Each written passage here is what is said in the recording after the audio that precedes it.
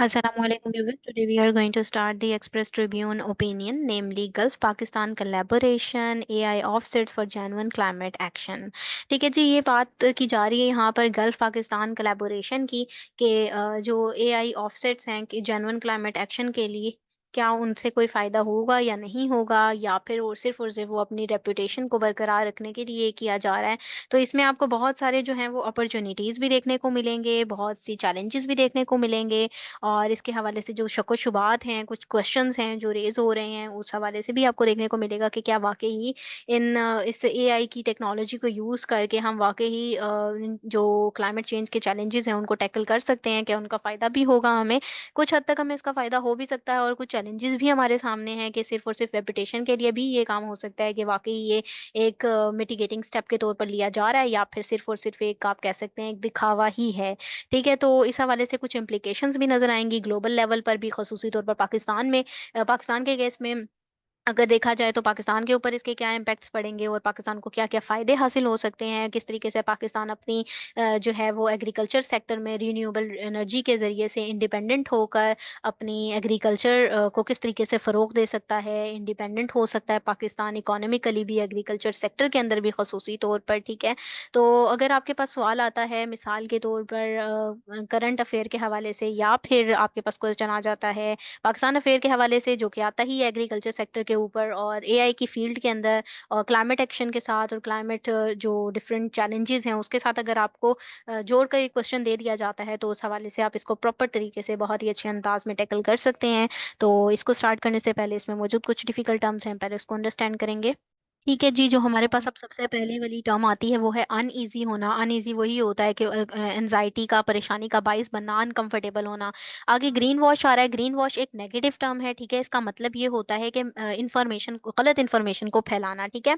Mislead करना किसी भी चीज़ का, यानी कि पॉज़िटिव इमेज जो है उसके पॉज़िटिव इमेज को किसी भी चीज़ के उसको ख़राब कर देना, ठीक है?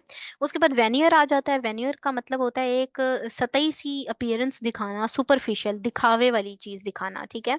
उसके बाद स्लाइट ऑफ हैंड आ जाता है। स्लाइट ऑफ हैंड जादुई ट्रिक्स को कहते हैं बेसिकली, ठीक है? एसोसिएट किया जा रहा है इसे मैजिक ट्रिक्स के साथ, ठीक है? यानी कि डिसेप्शन के लिए, लोगों को धोखा देने के लिए जो कि इस्तेमाल की जाती हैं। उसके बाद ओपेक आ जाता है। ओपेक से मतलब मुबहिम, यानी छुपा हुआ, जो ट्रांसपेरेंट नहीं है, जो क्लियर नहीं है। रेपुटेशनल लॉन्ड्रिंग आता है। रेपुटेशनल लॉन्ड्रिंग से मुराद यानी कि सिर्फ़ और सिर्फ़ ये काम किया जाए अपने इमेज को साफ करने के लिए, अपने इमेज को दोबारा से बेहतर बनाने के लिए। उसके अलावा मिटिगेटिंग आता है। मिटिगेटिंग से मुराद यहाँ पर सेवेरिटी का कम होना है, शिद्दत का कम होना है, इम्पैक्ट्स का कम होना है। फिर स्क्वेस्टरिंग आता है। स्क्वेस्टरिंग ये टर्म यहाँ पर यूज़ की जा रही है स्टोरिंग अवे के लिए, यानी कि अगर जितनी भी कार्बन गैसेज़ हैं, अगर उनको स्क्वेस्टर कर दिया जाए, उनको साइड पर कर दिया जाए, स्टोर कर लिया जाए और माहौल को साफ बना दिया जाए, ठीक है? उसके बाद डोमाइनो इफ़ेक्ट आ जाता है। डोमाइनो इफ़ेक्ट से मुराद एक चेन रिएक्शन है, यानी कि एक इवेंट ही आगे मज़ीद जो है वो सेम इवेंट को लीड कर रहा है, एक इवेंट के बाद दूसरा इवेंट होता चला जा रहा है। उसके बाद कैटलिस्ट आता है। कैटलिस्ट से मुराद यानी कि कोई भी सिचुएशन है वो मज़ीद बढ़ती जा रही है, एक्सेलरेट होती जा रही है। उसके बाद ट्रांसपेरेंसी आ जाता है। ट्रांसपेरेंसी क्लियर या ओपन को कहते हैं हम, ठीक है? जिसमें जो जाँच-पड़ताल आसानी के साथ की जा रही हो। उसके बाद अकाउंटेबिलिटी आता है। अकाउंटेबिलिटी यानी जो भी लोग काम कर रहे हैं, कोई इदारा काम कर रहा है, लोग काम कर रहे हैं, तो वो अकाउंटेबल हैं, जवाबदेह हैं अपने एक्शंस के लिए। उसके बाद क्विक फिक्सेस आ जाता है। क्विक फिक्सेस से मुराद यानी कि टेम्परेरी सा और बहुत जल्दबाजी में जो सॉल्यूशन लिए जाते हैं उनको हम क्विक फिक्सेस कहते हैं। ठीक है जी, ये तो आपके पास हो गई मेन टर्म्स जो आपने अंडरस्टैंड कर ली हैं। अब उसके अलावा जो है हम मेन क्रक्स देखेंगे। इन मेन क्रक्स के पॉइंट्स को डिफाइन करने के बाद मैंने इसी आर्टिकल के हवाले से अगर देखा जाए तो उसमें तो इम्प्लीकेशंस मौजूद नहीं थी, लेकिन मैंने इसमें आपको अलग से कुछ स्लाइड्स के थ्रू इसमें ऐड भी की हैं कि पाकिस्तान के लिए इसकी क्या अपॉर्चुनिटीज़ हो सकती हैं, क्या चैलेंजेस हो सकते हैं, और मज़ीद ग्लोबल लेवल पर इसकी क्या इम्प्लीकेशंस पड़ सकती हैं, ताकि आपके पास कोई भी क्वेश्चन आए तो आप उसको इजीली सॉल्व कर लें। ठीक है जी? तो अब हम यहाँ पर देख लेते हैं कि क्वेश्चन किस तरीके से है। क्वेश्चन आपके पास आ सकता है कि जो कोलैबोरेटिव एफर्ट्स हैं ना पाकिस्तान और गल्फ नेशंस की, अगर वो यूटिलाइज करती हैं AI powered carbon offsetting technology को, तो इस टेक्नोलॉजी को यूज़ करते हुए क्लाइमेट चैलेंजेस से वो कैसे निपटेंगी, और किस तरीके से वो सस्टेनेबल डेवलपमेंट को मज़ीद फ़रोग़ दे सकती हैं, और इसकी फ़रोग़ पाने से हम काफ़ी हद तक जो क्लाइमेट चैलेंजेस हैं उनको टैकल भी कर सकते हैं। ठीक है, अब ये कैसे मुमकिन है ये हम देखते हैं। सबसे पहला पॉइंट अगर मेन क्रक्स में देखें तो वो यहाँ पर यही आपको देखने को मिलेगा ओपिनियन के अंदर कि gulf fossil fuel fuel dependency, के गल्फ स्टेट्स या गल्फ कंट्रीज जो हैं वो हेविली रिलाई किए हुए हैं, उन्होंने रिलाई किया हुआ है फॉसिल फ्यूल्स पर, इन स्पाइट ऑफ या डिस्पाइट ऑफ हम बात करें कि उनका जो एम्बिशन है ना प्रोग्रेस का, उसको उन्होंने पीछे छोड़ दिया और वो फॉसिल फ्यूल के पीछे ही अभी तक डिपेंड कर रही हैं, उसी के पीछे भाग रही हैं। उसके अलावा सेकंड पॉइंट अगर देखें तो हमें मेन इसमें यही देखने को मिलेगा कि AI powered carbon offsetting initiative है। ठीक है, ये एक इनिशिएटिव स्टार्ट किया जाएगा जो कि रीन्यूएबल प्रोजेक्ट्स को काफ़ी ज़्यादा फ़रोग देगा। ठीक है, जिसकी में अगर हम देखें रीन्यूएबल प्रोजेक्ट्स के ज़रिए से फॉसिल फ्यूल के ऊपर डिपेंडेंस भी कम हो सकती है, और इसके डिपेंडेंस कम होने की वजह से हम जो है वो विंड पावर, सोलर पावर और एनर्जी सेक्टर के अंदर इंडिपेंडेंस हासिल कर सकते हैं, खुद मुख्तार हो सकते हैं। ठीक है, अगर इन प्रोजेक्ट्स में, इनिशिएटिव में हम अगर बात करें तो इनके ऊपर जो यूएई है उसका नेट ज़ीरो, उसकी पॉलिसी है 2050 तक वो नेट ज़ीरो पर जाना चाहता है। उसके बाद सऊदी अरब की अगर बात करें तो वो ग्रीन सऊदी इनिशिएटिव का कायल है कि वो ग्रीन सऊदी इनिशिएटिव उठाएगा और इसी को लेकर आगे चलेगा और अपने माहौल से जो है जो चैलेंजेस हैं उनसे निपटेगा। ठीक है, उसके अलावा अगर देखें कॉन्सर्न्स जो हैं ग्रीन वॉशिंग के, यानी ग्रीन वॉशिंग की टर्म मैंने आपको बताई, एक नेगेटिव टर्म है जिसमें वो कह रहे हैं कि मिसलीड किया जा रहा है।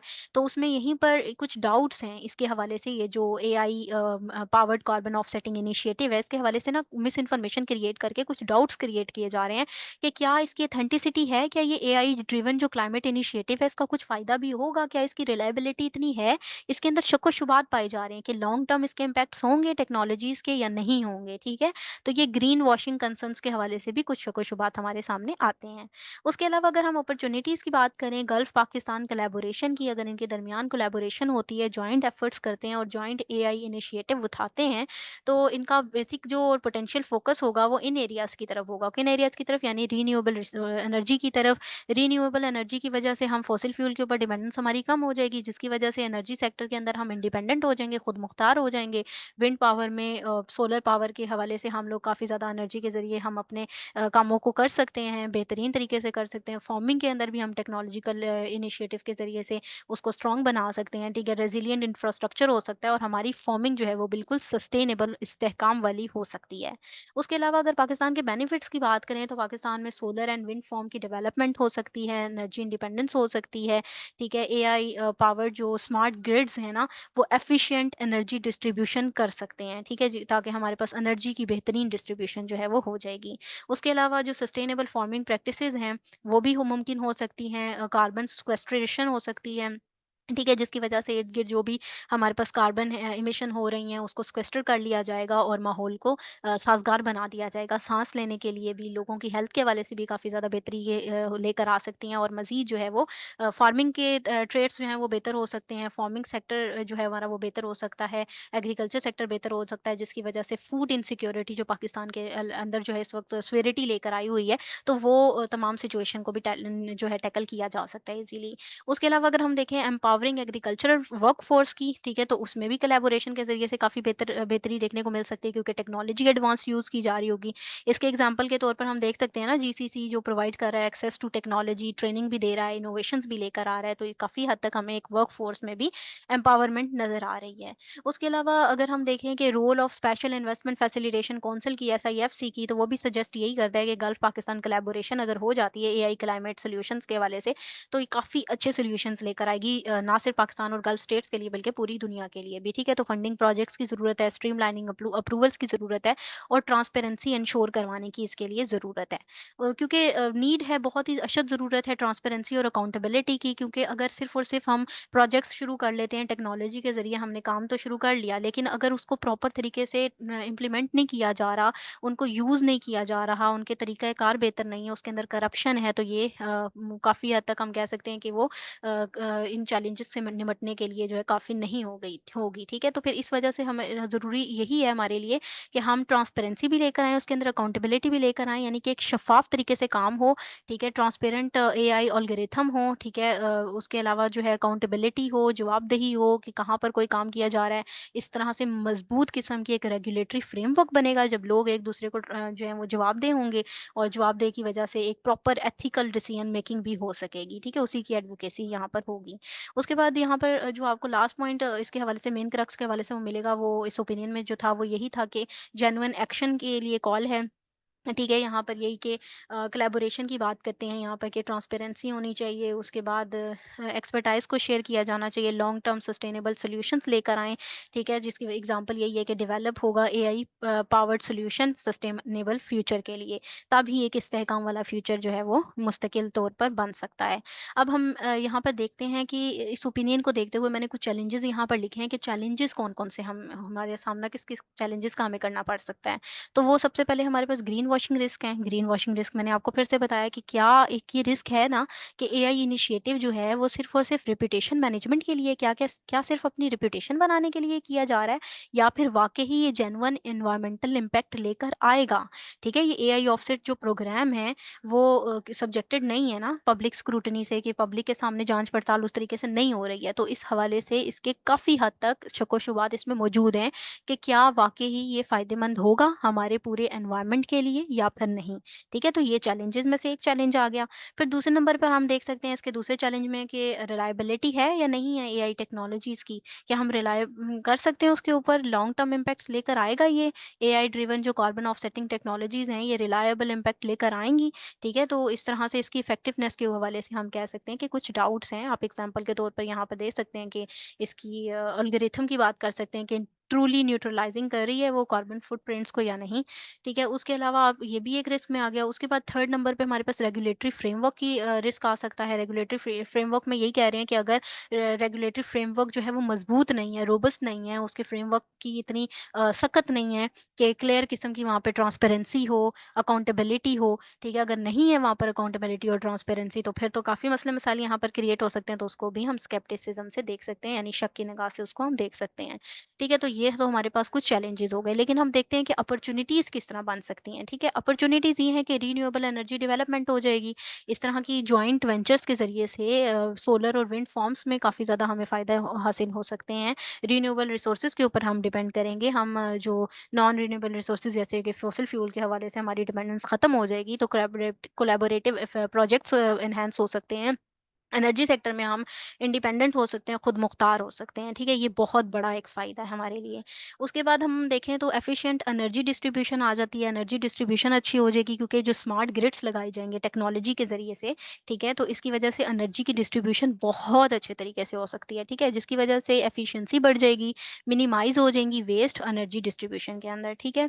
उसके अलावा अगर हम अपॉर्च्युनिटीज़ मज़ीद देखें तो अपॉर्च्युनिटीज़ में सस्टेनेबल एग्रीकल्चर आ जाएगा। अब एग्रीकल्चर जैसे कि रीढ़ की हड्डी की हैसियत रखता है पाकिस्तान के अंदर तो ख़ुसूसी तौर पर, तो सस्टेनेबल फार्मिंग प्रैक्टिसेज़ हो जाएँगी एआई की एआई की मदद से जब वो सस्टेनेबल होंगी तो फूड शॉर्टेज और ये तमाम चीज़ें भी ख़त्म हो जाएँगी और टेक्नोलॉजी की वजह से मज़ीद हम जो है और भी एडवांसमेंट लेकर आ सकते हैं। उसके अलावा वर्कफ़ोर्स की भी एम्पावरमेंट होगी। अब ज़ाहिर-सी बात है जॉब्स की अपॉर्च्युनिटीज़ क्रिएट होंगी, लोगों को मुलाज़मतें ज़्यादा मिल जाएँगी, ठीक है? वर्क फोर्सेस ज़ाहिर-सी बात है ज़्यादा होंगे, ट्रेनिंग सेंटर्स भी खुल सकते हैं, इसके हवाले से जॉब अपॉर्च्युनिटीज़ मिल सकती हैं, ज़्यादा से ज़्यादा लोगों को टेक्नोलॉजी ज़्यादा होगी, तो उसके लिए लोगों को इस्तेमाल करने के लिए लोगों का सरमाया भी ज़्यादा चाहिए होना है, ठीक है? तो इसलिए वर्क फोर्स जो है उसकी भी एम्पावरमेंट हो सकती है और अनएम्प्लॉयमेंट वाला मसला भी इससे हल हो सकता है, ठीक है? उसके अलावा ट्रांसपेरेंसी, अकाउंटेबिलिटी की वजह से लोगों का जो है मसले-मसाइल या शक-ओ-शुबात वो भी दूर हो सकते हैं, ठीक है? और डिसीजन मेकिंग प्रोसेस बहुत साफ और शफाफ हो सकता है एआई एल्गोरिथम के अकॉर्डिंग, ठीक है? क्लियर गाइडलाइन क्रिएट हो जाएगी और पब्लिक स्क्रूटनी मैकेनिज्म्स भी क्रिएट हो सकते हैं जिसमें पब्लिक के साथ जो है वो डायरेक्टली इन्वॉल्व होंगे, आप कह सकते हैं इंस्टीट्यूशंस या डिफरेंट इदारे, ठीक है? इस तरीके से जवाबदेही का कॉन्सेप्ट भी क्लियर हो जाएगा। अब देखते हैं हम इम्प्लीकेशंस यानी कि असरात क्या-क्या मुरतब हो सकते हैं। तो एनवायरमेंटल इम्पैक्ट अगर देखें तो एनवायरनमेंट पे तो बहुत अच्छे इम्पैक्ट इसके हो सकते हैं। वेल बीइंग के लिए काम कर सकती है एआई इनिशिएटिव अगर प्रॉपर तरीके से वाक़ई ही काम करती है, ठीक है? और रिन्यूएबल प्रोजेक्ट्स के हवाले से हम काफ़ी ज़्यादा सरमाया लगाते हैं और वो प्रॉपर तरीके से टैकल किया जा सकता है उस तरह से क्लाइमेट इश्यूज़ जो हैं उनको। इकोनॉमिक और एग्रीकल्चर डेवलपमेंट हो सकती है। इकोनॉमिक एग्रीकल्चर डेवलपमेंट की वजह से काफ़ी जो है वो एक खुद मुख्तारी की सिचुएशन क्रिएट हो सकती है, ठीक है? तो रेवोल्यूशनाइजिंग फार्मिंग प्रैक्टिसेस हो सकती हैं, यानी कि एक इनकलाब बर्पा हो सकता है, काफ़ी अच्छी तरफ, एक प्रोग्रेस की तरफ जो है सिचुएशन जा सकती है। और मज़ीद इम्प्लीकेशंस देखें तो टेक्नोलॉजिकल ट्रांसफ़र आ जाएगा। टेक्नोलॉजिकल ट्रांसफ़र में यही होगा कि गल्फ़ पाकिस्तान कोलैबोरेशन के ज़रिए से फैसिलिटेट करेंगे, ट्रांसफ़र होगा, एडवांस होंगी टेक्नोलॉजीज़ और एक्सपर्टाइज़ भी शेयर हो जाएँगी, एआई एप्लीकेशन होंगी क्लाइमेट सॉल्यूशंस के लिए, ठीक है? क्योंकि हम बार-बार कहते हैं कि टेक्नोलॉजी में भी को इम्प्रूव करना चाहिए क्लाइमेट से लड़ने के लिए, तो इस तरीके से हमारे पास काफ़ी अच्छा एक टेक्नोलॉजिकल ट्रांसफ़र हो सकता है। उसके बाद हम regional model for climate action देख लेते हैं।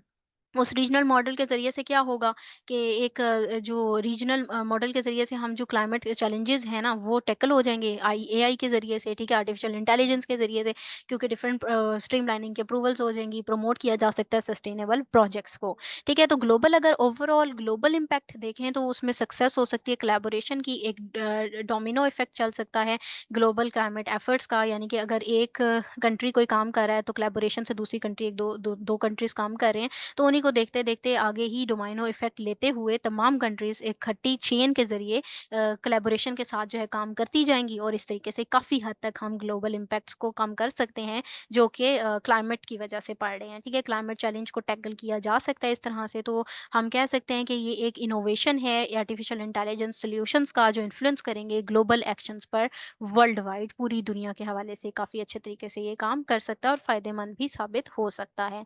ठीक है जी, तो ये था इसका एनालिसिस और इससे आपका काफ़ी अच्छा क्वेश्चन जो है वो सॉल्व हो सकता है। अगर आप लोगों को ये पसंद आया तो काइंडली इसको लाइक कीजिएगा, शेयर कीजिएगा। Thank you very much. अल्लाह हाफ़िज़।